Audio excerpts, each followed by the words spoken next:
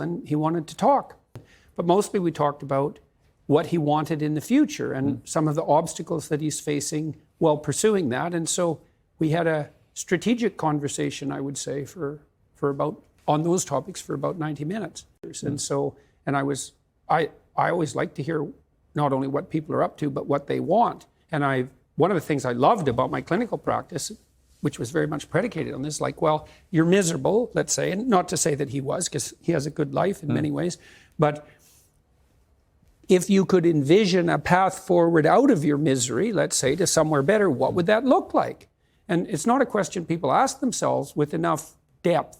And then, having developed that vision, what are the strategies that might be put in place to make that more likely? And again, not in a manipulative way, but if you had to conduct yourself in the proper manner to bring about this desirable end, or at least to move towards it, how would you organize your behavior? When someone like Cristiano, who, you know, we know what the personal problem was. He'd lost a baby, he and his partner was incredibly sad for him.